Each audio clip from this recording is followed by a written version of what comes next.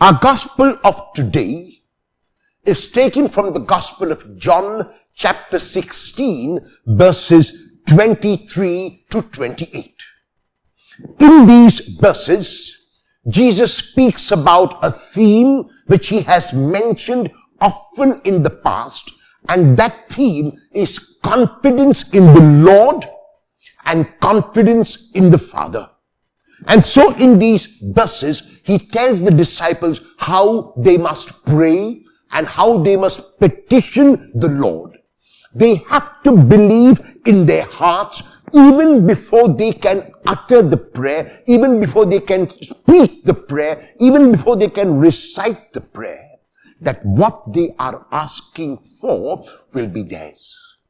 In the Gospel of Mark chapter 11, verses 22 to 25, when Jesus gives his disciples a lesson on prayer, this is what he says, that when you pray, believe that what you are asking is already received and it will be yours.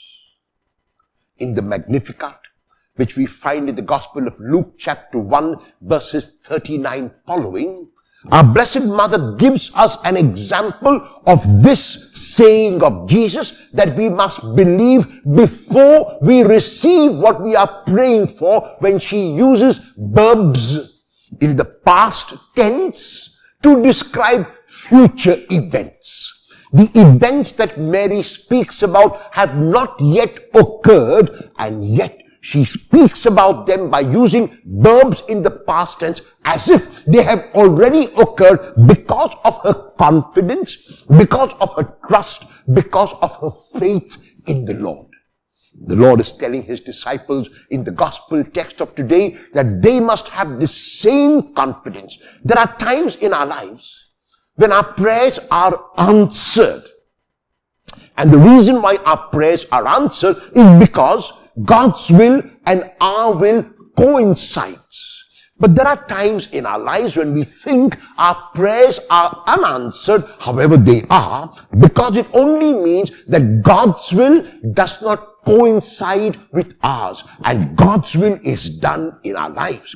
Even though we may not be able to always see it clearly at a particular moment, the truth and the fact is this, that God's will for us is always better than what we want for ourselves, as is very clear in the prayer which Jesus makes in Gethsemane. There he prays for his own will that the cup be taken away, but he does not forget to add to his prayer that the Father's will be done.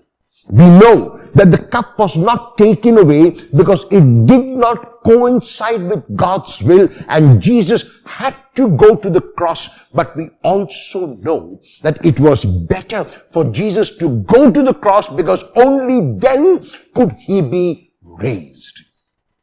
And so we hear the Lord and we go to our prayer with the same confidence and trust in the Father and in Jesus. At the end of every prayer, we must never forget to add, as the Lord has taught us, not my will, but yours be done. I am fond of telling people that there has never been a prayer of mine which has been unanswered. And the reason why this is so is because at the end of every prayer I make, I add, not my will, but yours be done. Sometimes the Lord's will and mine coincides, and my will, and therefore the Lord's will is done. At other times, the Lord's will and my will are different, and the Lord's will is done. In every case, however, my prayer is answered because I add, not my will, but yours be done. Will you, at the end of every prayer you make, add also, not my will, but yours be done?